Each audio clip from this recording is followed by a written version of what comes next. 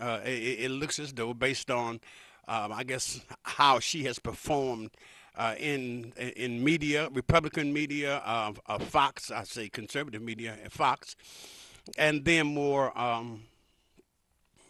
moderate and liberal media, CNN and MSNBC. She has been sort of a mainstay on those stations, responding to those questions about, I guess, Republicans' chances of taking the White House this year, um, as well as even.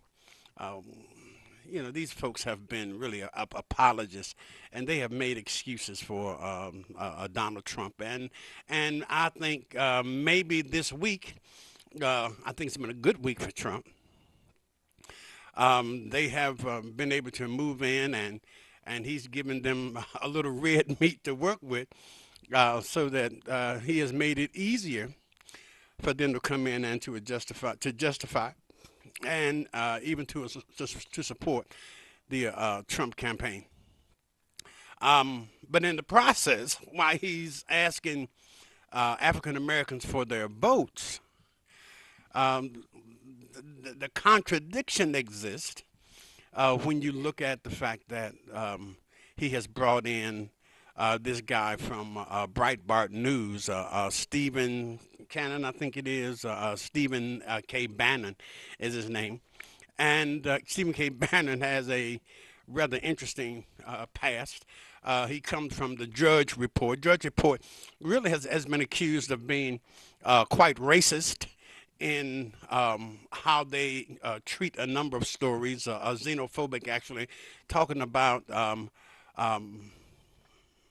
it's really been Middle Eastern immigrants, possibility of Middle Eastern immigrants, and gays. I shouldn't say MSNBC, but probably MSNBC is probably would be almost synonymous with the LGBT and Q community.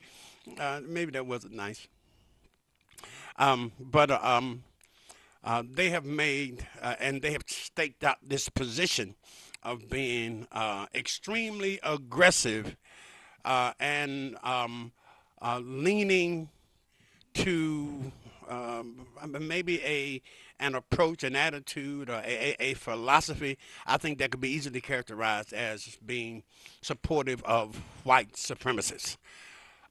So it's kind of interesting that he brings in this guy from the Judge Report, from Breitbart News, um, and then all of a sudden, who has really been extremely conservative, racist, supporting white supremacists, and then in the same week, and I guess on the other side of his mouth, has extended this overture to African Americans to try Trump, is what he's saying, and he's guaranteeing, which is typical of Trump, he's guaranteeing that if African Americans vote for him this time, he's guaranteeing that in the next 4 years, obviously when he runs, I guess he'll be about 75 or 95 if he decides to run again.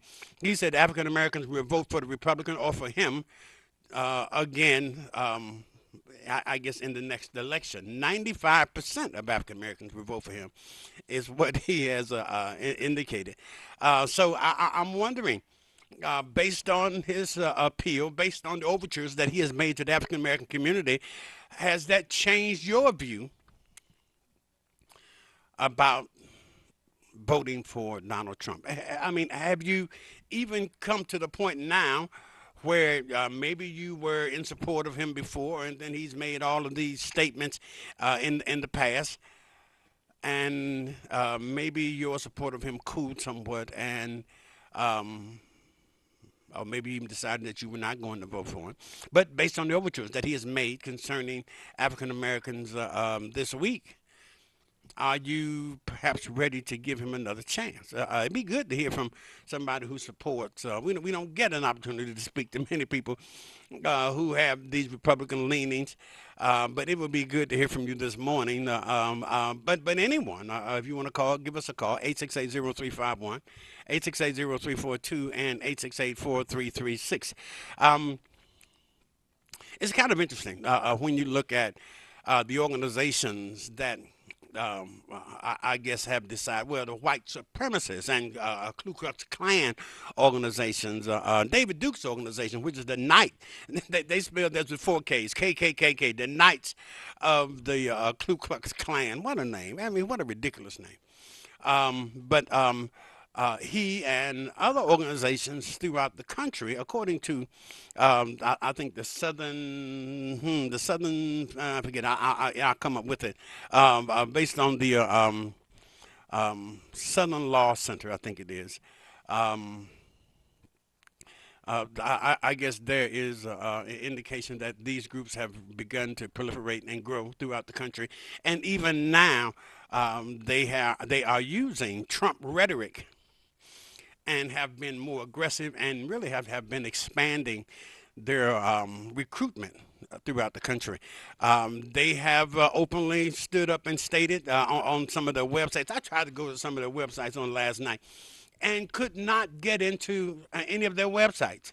And it seems to be something that's happening. I don't know if it's coming from Safari or Google, or is there something I don't know that's related to the Department of Justice, or just the White House, or just other groups throughout the country that are maybe expert in curtailing, I guess, the flow of people into a website.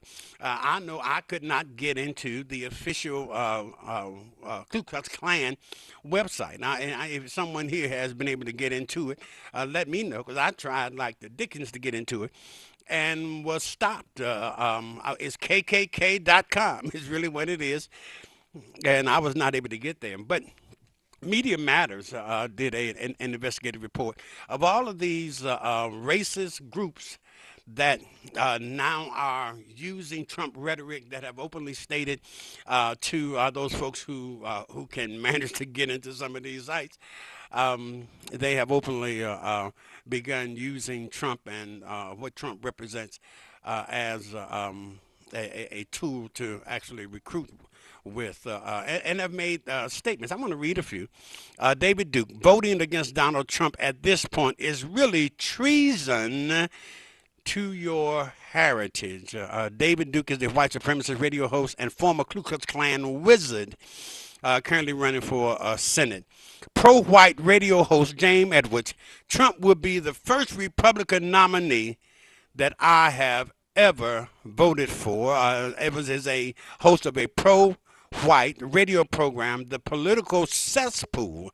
Evans is a David Duke acolyte, and he has probably done more than any of his contemporaries on the American radical right to publicly promote neo-Nazi Holocaust deniers. Hate publication leader Kevin McDonald: Trump is saying what white America have been actually thinking for a long time. The Southern Poverty Law Center described Kevin McDonald as a neo-Nazi movement favorite academic who publishes a trilogy that supposedly proves that Jews are genetically driven to destroy Western societies. Neo-Nazi site Daily Stormer. That was another site I tried to get into and was prevented. Vote for the first time in our lives for the one man who actually represents white interests. The Daily Stormer is a neo-Nazi website headed by Andrew Aglin that has endorsed Trump and is enthusiastically supporting his campaign. The website regularly defends Adolf Hitler's attack, Kikes, and has a section documenting the purported Jewish problem. Hate group leader Jared Taylor: Trump may be the last hope for a president who would be good for white people. The Southern Poverty Law Center writes that Taylor is the founder of the New Century Foundation and edits its American Renaissance magazine, which, despite its pseudo-academic polish, regularly publishes proponents of eugenics. And folks, you know eugenics. Many of you know what eugenics is, and I guess I've talked about eugenics and characterized it as perhaps the reason why uh, citizens in Flint were poisoned. Eugenics come from, I guess, the derivative of genetics, and eugenics basically states that there are some people on the planet who don't deserve life, and eugenics would be a supporter of any kind of activity that would help to remove those folks from the planet, and would ideally support, I guess, white supremacists. This whole idea of a pure white race. Alfred Hitchcock did a movie. I think it was The Rope, and in it was individuals that supported this idea of eugenics. Was it the Haverbach theorem or something like that? Again, it was an idea that there were certain people on the planet who did not deserve life, and proceeded to commit murder. But the idea, I guess, that Alfred Hitchcock dealt with is that where does it stop? Where do you draw the line? Is it race? Is it IQ? Is it brown hair? Is it brown eyes? Only people with blonde hair and blue eyes deserve life. I guess what Hitchcock was suggesting is that these folks who practice eugenics, well, maybe this whole idea is creeping and may never stop, and could ultimately include the annihilation of white people that are not, again, blonde and blue eyed. Good morning, caller. You're on the air. Greetings, Richard. Good morning. Thank you for joining me. Thank you for being with us, Monday and Wednesday. I hope you could be on here more because That's that's you nice of you. really, really get to it. You know what I mean? I appreciate it. That's nice of you. Um, I just feel sorry, and I say that reluctantly, cautiously, to that demographic of white men who think that um, Trump and some other white leaders will look out for their interests. They don't care nothing about these guys either. Not at all. Haven't they noticed? Haven't they noticed? They're not even being real about it. They're so dumbfounded with racism and race and that they actually think somebody like Trump or those characters like that really care about them. I mean, their communities all over the places in this country is devastated too. I mean, they're full of drugs, poverty. They get more food stamps than anybody else. They're unemployed. The powers that be, these global elite Rothschild folks. I heard that family is worth $500 trillion. They own the banking industry and everything else, the media. Um, Look at how American Express is outsourcing jobs through a few states into prisons. They have call centers in state public prisons, That's right. probably the private ones too, paying inmates 23 cents an hour. Those are where a lot of jobs are going. I mean, it's amazing. You and me, Rich, you and I, our family, our nephews or whoever, nieces, should by this time of existence on this planet, we should be owning cellular phone licenses to uh, serve communities all around the world. We should be um, uh, financially comfortable. But where does it go? It goes to a handful of crooks. And by the way, Hillary Clinton, another pathetic thing. Um, when her and her husband and Bush went down there, so-called saving Haiti, um, they secured cellular phone contracts for her brother, um, and none of that is being said. It's just and the crazy. But rights and the rights again, and the rights for the world gold is a ghetto, and everybody is misled. and the rights for gold mines. Yeah. Which is it is her brother, and I guess there was some question about even some controversy about giving the rights to actually mine for gold in Haiti. But the the global initiative, the Clinton Global Initiative, based on all of the money that has been donated, has actually, I mean, they've done some good. They've done some things to fight AIDS and Well, there have been protests, Rich. they're fighting. They're fighting these carbonated sodas in New York, and hopefully they're hoping that expands. But really, they have enriched themselves, to be very honest, through the Clinton There have Global been Initiative. protests by Haitians in Haiti protesting the Clintons. They're trying to get international notice about how the Clintons have screwed them. Um, they built a handful of houses with all the hundreds of millions of dollars raised. They're still in abject poverty in Haiti, and they're being punished, I understand, by the French government still with the backing of the United States. Let me ask you this.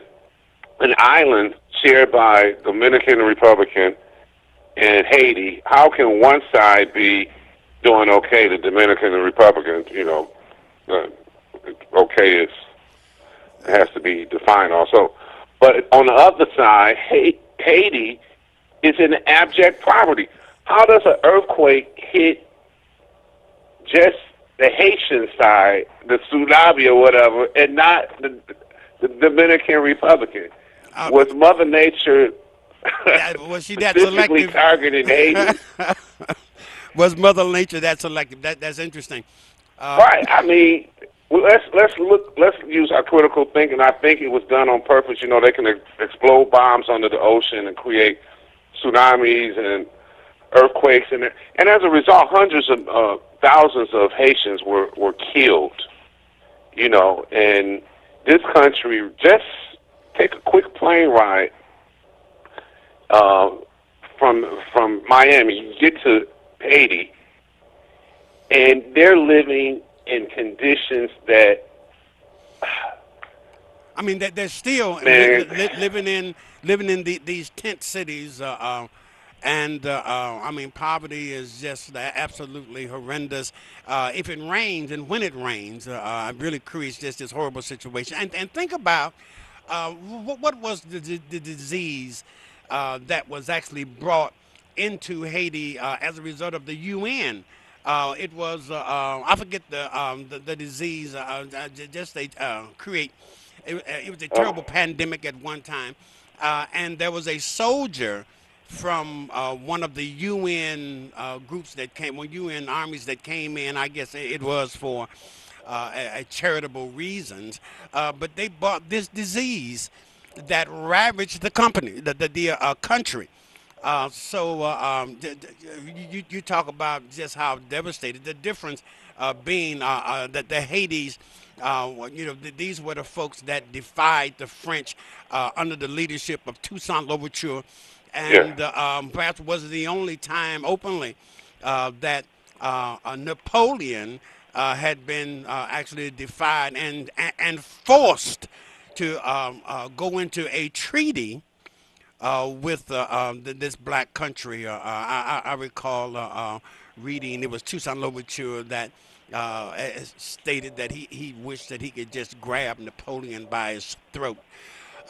But he managed to defy Napoleon, and Napoleon perhaps representing maybe the apex of white superiority, and it is perhaps the reason why even Haiti in this hemisphere has continued to be the most porous and impoverished country in the Western Hemisphere, directly associated with, again, defying and defeating the French and Napoleon. So what you're saying makes sense.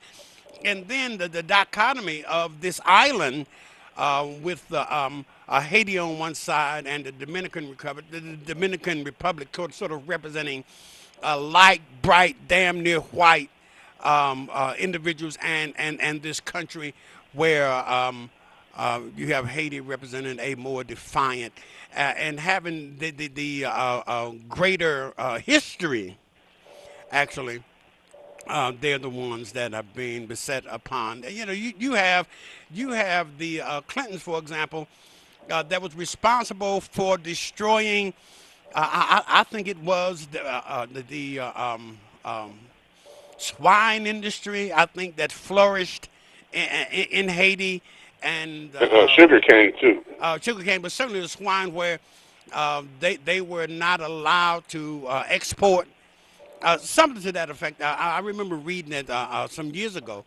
Hmm. But the Clintons with the Clinton Global Initiative, has not been very kind. Matter of fact, have been just downright oppressive, suppressive of the Haitian people. Yeah, U.S. policy clearly, and without me even read it, by their actions, they want to continue the the the status quo in Haiti, and it's just alarming. I mean, and we just go about our day. Haitians, when they reach this border by these boats and stuff, they always send them back. You know, if you come from another island, they keep you for a while and check you out. But Haitians, they send back, and it's just pitiful. No, I'm not voting for any Clinton or Trump. If I vote at all, I guess it may be for Jill Stein. But these people got their mind made up. They own the military, they own the banks, and all of that. So um, it is what it is. But like people, a lot of callers say, if we don't organize by the hundreds and millions, we ain't got nothing coming.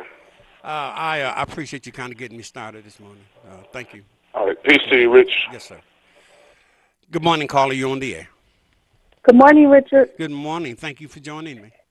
I agree with your last caller. The problem is that many blacks are no more than setups for and fronts for white clans to continue to serve white plans and white demands. Mm. As far as I'm concerned, we're looking like prisoners of war who have been given no rights to food, water, education, housing, media contracts, service protection, no rights to fight for human rights. I think I'm starting to lean towards the Green Party if I decide to vote, because both parties are serving the same beats, the same industries that care nothing about us, and they give us this joke called the vote, and you have no voice or no choice because the politicians you put in, they really don't have no power. They Uh, really don't. s- s- Even the ones with good intentions, they're outnumbered. They're swimming with the sharks. mm. Sylvia, I really appreciate you saying it. And I guess my first caller also talked about the possibility that they may go for the Green Party. Jill Stein, I think it is. Um, Yeah, I'd rather do it right in. I don't even care. I'll write Bernie's name down or something. But I am starting to look at the Green Party. But the thing is that they got us so overindulged into a mm, system that's already, been hijacked. Our government's been hijacked. Look around you. And if Trump didn't get anything right, he got it right as far as our party letting us down and just sitting there letting us be devoured. uh, You you, know, so and I agree with that. I remember making an appeal to Don Cherry, talking about the imposition of the emergency manager, and the fact that we collected petitions to repeal this thing. yep, Seventy I was percent, out there in the cold. 70% of Michiganders wanted this emergency manager law to be repealed. 70%. Hmm. Which really meant a whole lot of other folks, other than black folks in many of these cities, that had a predominant control our population by this emergency manager. And Michiganders stated they didn't want it. They ignored, we're talking about this governor, Snyder, ignored the will of 70%. If there was an election with 70%, 65 to 70% of the people voting for one candidate, then that election would be called a landslide. Mhm. And Mhm. they still ignored the will of the people and imposed even a new and more stringent emergency manager law. So when you And, talk when you talk about the will of the people having any real meaning, right. um, You um, you don't really have a voice, and you don't have no choice because everything is already locked in. It's already affixed in. They control the Senate, uh, House, the Congress, the state houses, the city halls. The judges is in their pocket. The media. Uh, the military, they control everything. And so you got two candidates that they tell you that you don't really have a choice because neither one of them is in your interest. So what they're telling you on this big, beautiful plantation is that you pick which vote that's going to control and support your demise because that's all you got if you open your eyes. I appreciate you, Thank Sylvia. you Thank for you so taking my much. call. I just got a text from well, someone who really always texts me good information. I really appreciate him. His statement is yes, Hillary Clinton's brother, Anthony Rodham, owns Haitian gold mines. The Mhm. Clintons Mhm. own the gold mines, yes, and Hillary Clinton's brother, Anthony Rodham, own Haitian. Well, they stated it twice, but yes, they are. That's another element that they have taken advantage of. They're just another antenna to the corruption Oh and the my goodness! destruction of our people.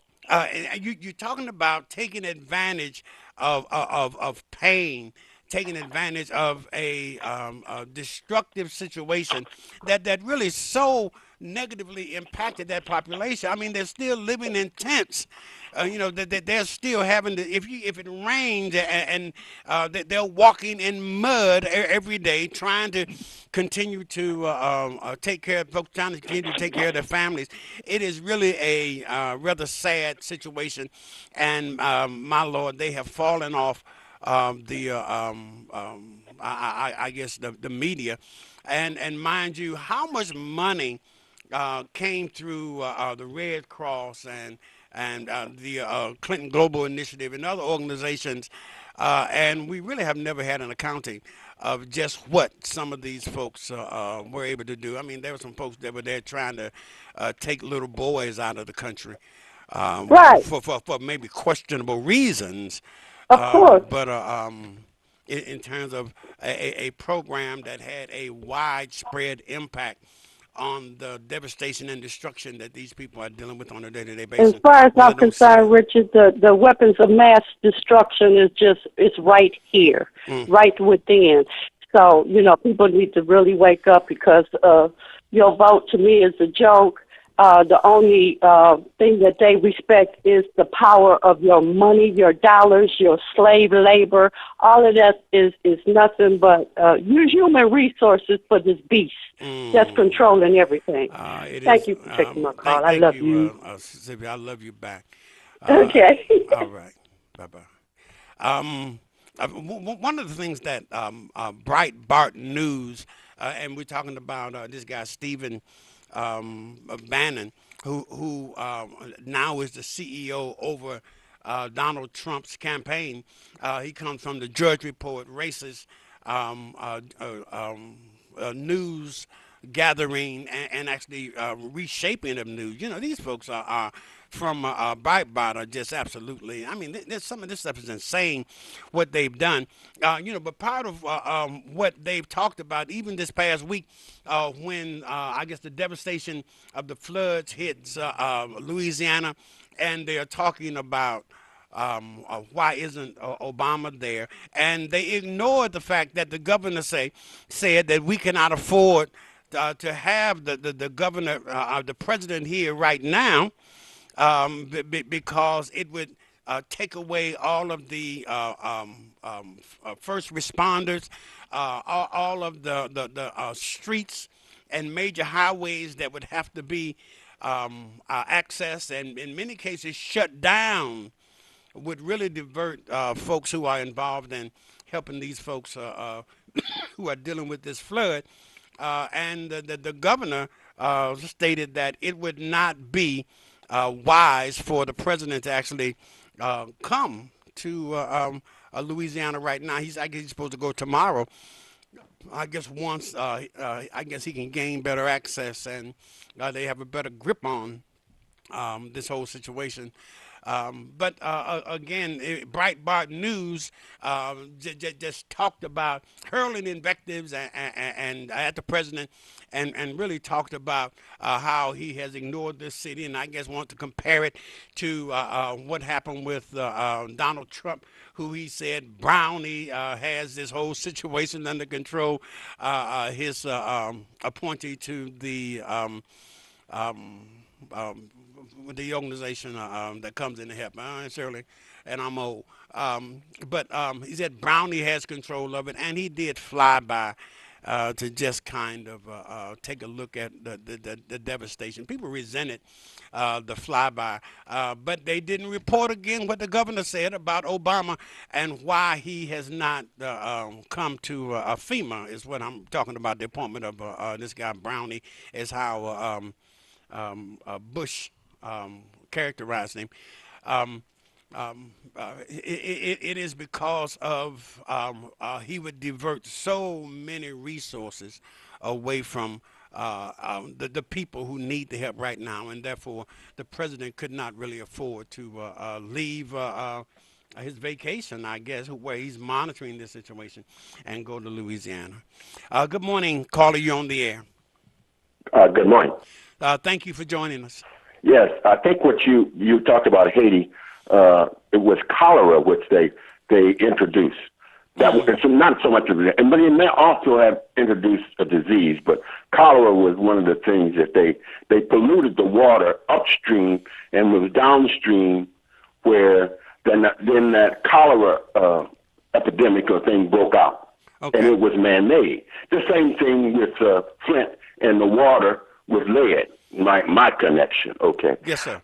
But the basic, you talked about Trump, and people are looking, what I'm looking at is that you have in this world a larger population and diminishing places where you can inhabit, okay? In other words, where you can live.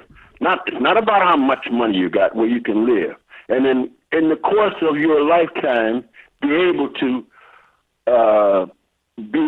produce food or nourishment or have something in wherever you're at that you can sustain yourself. Yes. I mean, America doesn't really, all the food, a lot of the food, not all of it, is produced someplace else and brought here. We don't own all the oil. It's produced someplace else in Arabia and brought here, which we use, which makes the world connected. Where we used to be able to be, we're not a country or a continent that can stand on its own. If you understand where I'm going with understand. this. And it has nothing to, I mean, you can have all the money in the world, but you can't eat the money. So you got to have some be able to whatever. Now the joker in the game is nuclear disasters or upsets or mistakes, because then it devastates wherever you want to populate or live for many lifetimes. I asked what happened in Chernobyl. There it is. Yes. We had 3 Mile Island here. They said we cleaned it up. Well, what do they have to do? Now, what does it cost to move everybody out? Well, they preferred you just died off, actually, and encapsulated. They got islands where they tested bombs. And this is not, so you can have all the money in the world, which they said, well, America is the richest, one of the richest. We got markets, we got this. But the places where we're producing more people of whatever nationality, and we're running out of places to live and live together, because you got folks that saying, you know what, and you got white supremacists, and they're actually not regenerating. Yeah, that's right. Okay, you got Not regenerating at the rate. I as think a when you're talking race. about whites may You can have have. all the money, but you know what? No, you got all the money. You're getting old, you're dying, and you can't reproduce any more children. And you're talking about whites that may have a maybe zero population growth. You have, even in spite of how abortions have impacted the African American community, we still have a continued growth in populations, and then it's just an extraordinary level of growth when you look at the Hispanics in this country, and it is why that is predicted by 2040 that whites will no longer be the dominant racial population in this country. So the question you're asking about Trump and Hillary is who's going to manage this process, and who's going to be able to distribute whatever you're going to be able to distribute equitably, and it's never going to be equitable because there's a price for whatever. If you can't buy a can of beans at the store because the price goes up, doesn't matter how it got there, you can't buy it. If I have institutions that suppress you, how do I use them? When I say institutions, I got prisons, I got guns, those are institutions. You have none, I can suppress you. Now, that's what the question I'm looking at. Who's going to manage? Who's going to allow me to live? Is it going to be Trump? Because I can make it. At least I believe I can make it. I can say, hey, Jesus will provide for me. Okay. A lot of people don't believe that. Or is it going to be Hillary? And then after those, who are the people below them? The people that are carrying out these things? That's the other question. Well, and the thing about it is we talked about all these racist organizations that have identified with Trump, and they feel threatened by the fact that they will no longer be the dominant population on the planet. They are being forced through legislation. Maybe there are a Supreme Court decision here and there that have forced them to share resources and have really identified that there has been systematic generational obstacles that were laid in front of black people and other people of color, and that there has been some adjustments that have been made. But when you look at, again, what has happened with these state legislations, with these governors across the country, all of them are really preoccupied with this idea that whites will no longer be the dominant population, and this whole idea of there being this pure white race, which is kind of maybe the ultimate idea that sits quietly, I guess, behind a lot of the rhetoric and attitudes and philosophies that these people have. It is why the idea of maybe exporting 11 million Hispanics, even though it would be daunting, even though you'd have to set up a governmental department to do it.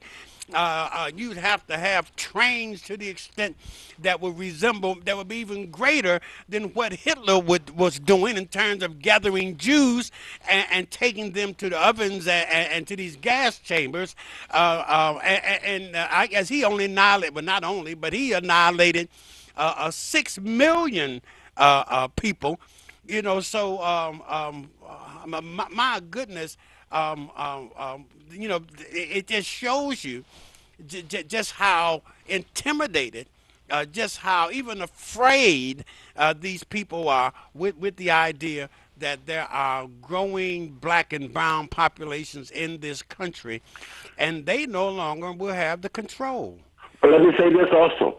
Now, if he was to do this, If he was to do this, and he has a diminishing race, who would he have to use? He'd have to use maybe some black collaborators, some other people, other collaborators. Okay, he could He'd probably. have to find people like we have in the city that will turn on someone else to survive themselves. He would. I'll He would leave get you with more. that thought. He would get more than what he would need of even Hispanic collaborators.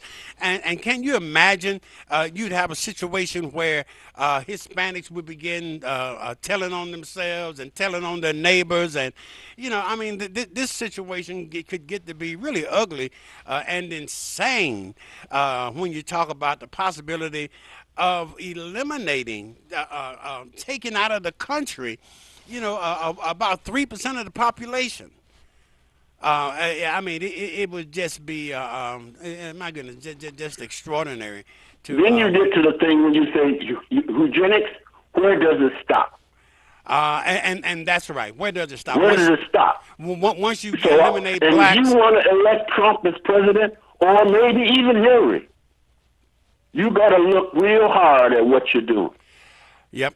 I'll leave that. I appreciate it. Thank You you. brought some great ideas. Thank you so much. Good morning, caller. You on the air, Morning, fellow patriots. brother Patriot? How are you, sir? I'm fine, Rich. How about yourself? I am great, and it was good to see you over at. I guess we were over at the Dabo Center. Bishop Sheffield's Dabo Center. Yes. And you know what I appreciate why I appreciate you so much, brother Patriot.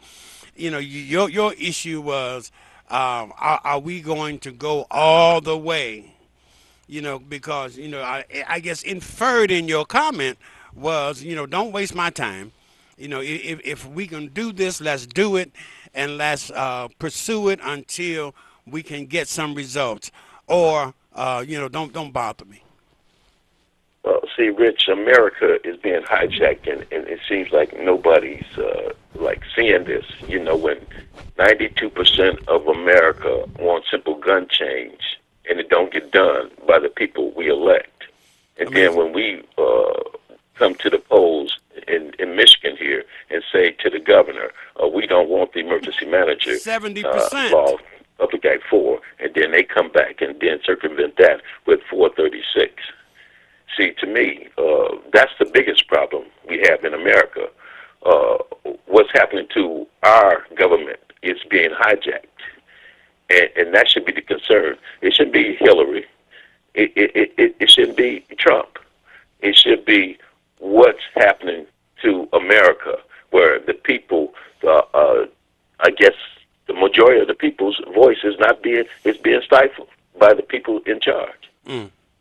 See, because here, I think we've been infiltrated. Because when you got hired, I don't know if Lear, it was a union shop. Yes, it but, was. It was. The UAW, when I worked at Chrysler, when I worked for the DMC, it was a part union. And when I worked for the state of Michigan, all three of them were union shops. But when they hired me in, they never asked me, was I a Republican or a Democrat? So, being that these folks that get hired in, they have the Democratic or Republican philosophy, they can put their philosophy out if they're in the leadership position. And I believe that it should happen to be that the conservatives have taken over, because when we have union leadership that says, hey, as long as my membership is taken care of, screw the rest of everybody.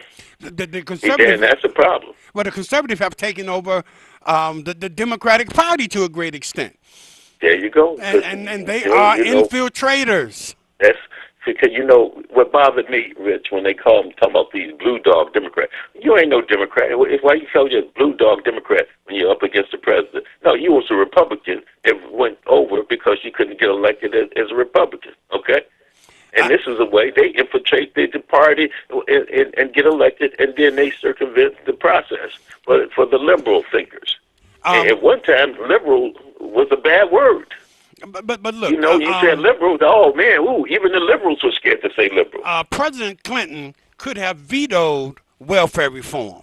Thank you. That has proven not to be effective, and has moved the target in terms of wanting to provide a social safety net for those people who are in these very difficult situations. I mean, so much where President Obama has really, I guess, changed the qualifications of Social Security disability to where now that becomes the social safety net because you have President Clinton and you talk about blue dog Democrats and these Republicans that collaborate.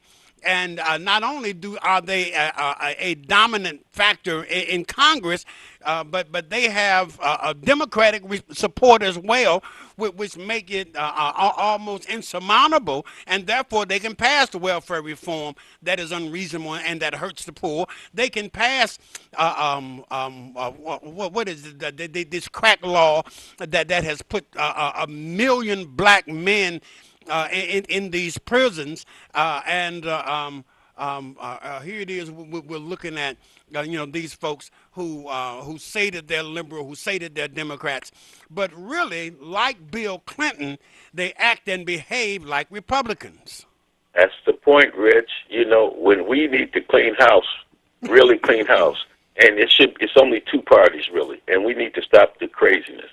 It's either a conservative party or a liberal party. Either you're riding the liberal train where you got the $15 wage or the women's rights, the civil rights, or just plain human rights. That's the liberal philosophy, Bernie to make Sanders, everybody whole. Bernie The Sanders, conservative party philosophy is to take and take and take Bernie and give nothing. Sanders has really helped the Democratic Party to redefine itself, hasn't he? That's what I'm saying. Bernie, to me, go down in history as opening the eyes of a lot of young minds to liberalism, which was closed to conservative thinking. So to me, it's only two parties. Either because people say I'm not a Republican or a Democrat, but you're either thinking conservatively or you're thinking democratically for everybody to be inclusive. The social programs really have been under attack by the conservative party because they don't want socialism. That's why they destroyed the Native Americans. That's why they're trying to destroy the African Americans, okay? Because we've always been inclusive in our living. And our thinking, I agree. But Brother Pager, thank you so much. Let me see, can I get this last call in? Or maybe I can get these last two calls in. Good morning, caller. You're on the air. Hello, caller. Are you there? Good morning, Richard. Good morning. How are you, sir? Pretty fair. This sounds like the brother from the... go ahead. This is him. Brother from the 60s. Long time no hear from. I'm still here, and it's good to know that you're still here. Oh, I watch you every day or every opportunity that I have that you're on. I appreciate it. I'm not forgetting you. Well, I need you to jump out here and say what's on your mind real quick because I got to go. Well, again, is what I said one of the last times that I talked to you. Oh, my Lord. The black intelligentsia has given up. And the black church and all of the other black organizations have gone into cliques who only believe in taking care of themselves and forget the rest. Until blacks, again, come back home, black intelligentsia, there's no hope. They got to come back. And you have been prophetic, brother from the 60s, I want you to know. But I'm sorry I don't have but any time, but thank you so much for calling. I'll call you got about 30 seconds. 30 seconds. Tune in at 9 a.m. to WHBI Feedback with Theo Brutton and Tabiti. We're going to talk more about this. You had a lot of doom and gloom this morning. I am so sorry. Okay. It was good to hear from the brother from the 60s as well. Brother from the 60s, he's amazing. And what a name. My goodness. I wish I had thought of that name for myself. Theo, we're tuned in this morning. Thank you. But I think things can get better. We cannot give up or give in. Well, we're not doing that. We just make folks aware of what it is that we're dealing with. We'll work on it in between. We got to go. Thank you. God bless you. Peace.